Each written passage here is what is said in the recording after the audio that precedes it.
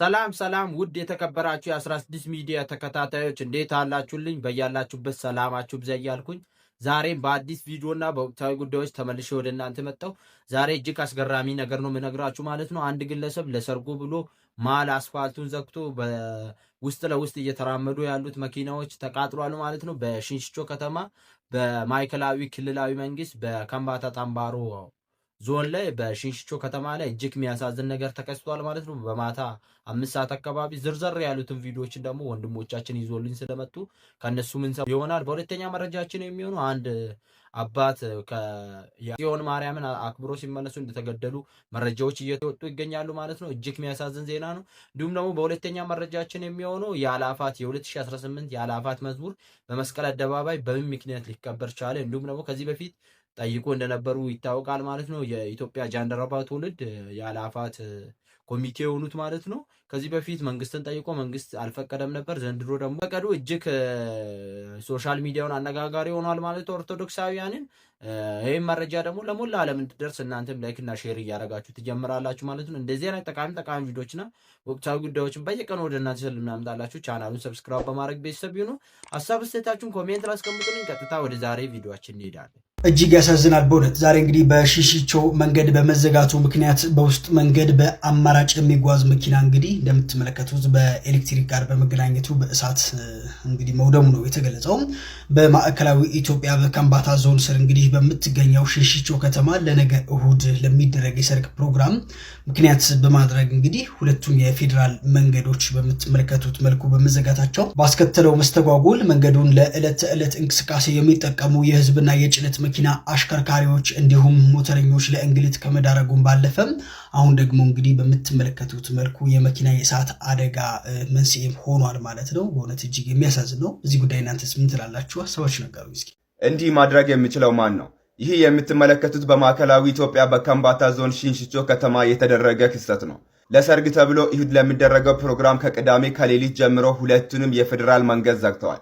በዚህ መንገድ የሚጠቀሙ አሽከርካሪዎችና ሞተረኞች ለእንግልት ተዳርገናል ሲሉም መልእክታቸውን አድርሰውናል። በከተማ ትራፊክ ፖሊስ የመንገድ ትራንስፖርት ባለሙያዎች ብናናግራቸውም ምንም መፍትሄ አልሰጡንም እያሉ ነው። የፌዴራል መንገድ ማን ነው ሊዘጋ የሚችለው? እስቲ ሀሳባችሁን ኮሜንት ላይ ጻፉ። ለተጨማሪ መረጃ ፎሎ ማድረግ እንዳትረሱ። ልዩ መረጃ ተሰምቷል፣ የተፈራውም ደርሷል። በትላንትናው ዕለት አንድ መረጃ ሰጥቻችሁ ነበር። በከምባታ ዞን በሽንሽቾ ከተማ አስተዳደር ውስጥ የሚገኝ ዋና አስፋልት መንገድ ዛሬ ለሚካሄድ የሰርግ መልስ ፕሮግራም በድንኳን ተዘግቶ መዋሉን እስከ ምሽት ድረስም እንደዛው እንደነበር፣ በዚህ ምክንያት በርካቶች መጉላላታቸውን ነግሬያችሁ ነበር። በዚህ ምክንያት ታዲያ አማራጭ መንገድ ተጠቅሞ ውስጥ ለውስጥ ሲሄድ የነበረ ጭድ የጫነ አይሱዚ ተሽከርካሪ የኤሌክትሪክ ገመድ በመንካቱ እንደምታዩት መቃጠሉ ታይቷል። መንገዱ በርካታ ተሽከርካሪዎች የሚተላለፉበት ነው። አምቡላንስንም ሰዎች ይዞ ያልፋል። መንገዱ በመዘጋቱ የሚፈጠረው ችግር ብዙ ነው። ይሄ እንዴት አይታሰበትም ሲሉ ብዙዎች እየጠየቁ ይገኛሉ። እጅግ ያሳዝናል በእውነት ዛሬ እንግዲህ በሽንሽቾ መንገድ በመዘጋቱ ምክንያት በውስጥ መንገድ በአማራጭ የሚጓዝ መኪና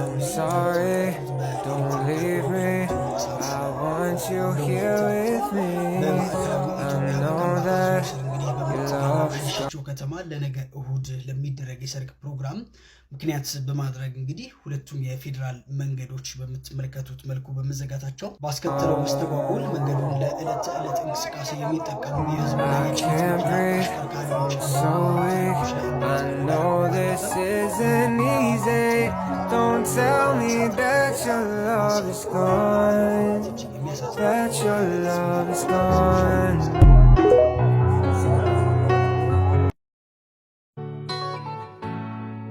الكتار دور حديدو من شازل البريدو تفي ولا فنين نار الكتار دور حديدو من شازل ልዩ መረጃ ተሰምቷል፣ የተፈራውም ደርሷል። በትላንትናው ዕለት አንድ መረጃ ሰጥቻችሁ ነበር። በከምባታ ዞን በሽንሽቾ ከተማ አስተዳደር ውስጥ የሚገኝ ዋና አስፋልት መንገድ ዛሬ ለሚካሄድ የሰርግ መልስ ፕሮግራም በድንኳን ተዘግቶ መዋሉን እስከ ምሽት ድረስም እንደዛው እንደነበር፣ በዚህ ምክንያት በርካቶች መጉላላታቸውን ነግሬያችሁ ነበር። በዚህ ምክንያት ታዲያ አማራጭ መንገድ ተጠቅሞ ውስጥ ለውስጥ ሲሄድ የነበረ ጭድ የጫነ አይሱዚ ተሽከርካሪ የኤሌክትሪክ ገመድ በመንካቱ እንደምታዩት መቃጠሉ ታይቷል። መንገዱ በርካታ ተሽከርካሪዎች የሚተላለፉበት ነው። አምቡላንስንም ሰዎች ይዞ ያልፋል።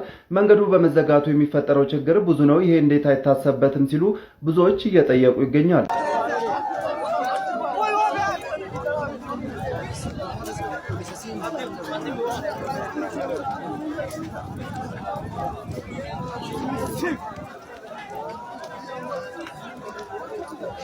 በተለይ አሁን ያለውን የሾፌሮች ችግር አይተናል። ሾፌሮች እኮ እንዲያውም በህይወታቸው ቆርጠው የተወራረዱ እኮ ነው ሄደው የሚሰሩት በየጊዜው የተገደሉ። የሾፌሮች አንደበት የሚለው እንትን በጣም ብዙ መረጃዎችን ያወጣልና መንግስት እነኝህን የህግ የበላይነትን አስከብሮ አንድ ግለሰብ ለዛሬ ሰርግ ብሎ አስፋልቱን በመዝጋቱ በሰፈር ውስጥ ይሄድ የነበረ ጭድ የጫነ አይሱዙ ሙሉ ለሙሉ ተቃጠለ። በከምባታ ዞን አንድ ግለሰብ ዋናውን አስፋልት ለዛሬ እሁድ ታህሳስ 5 ሰርግ ብሎ ከቅዳሜ ጠዋት ጀምሮ በድንኳን በመዝጋቱ በተቀያሪ የመንደር ውስጥ መንገድ ለመሄድ የገባው ጭድ የጫነ አይሱዙ በኤሌክትሪክ ምክንያት ሙሉ ለሙሉ መቃጠሉ የተገለጸ ሲሆን በመንገዱ መዘጋት አለመግባባት ምክንያትም ተኩስ እንደነበረ ተሰምቷል።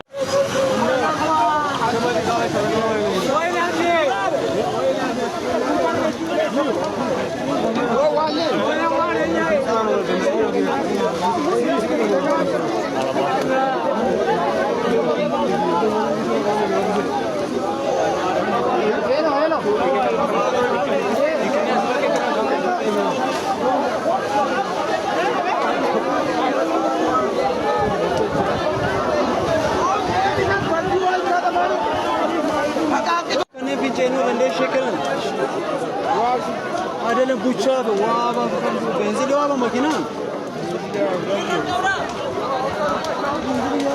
ቡቻ ቢያንስ እኮ የሆነ ቡቺ መኪና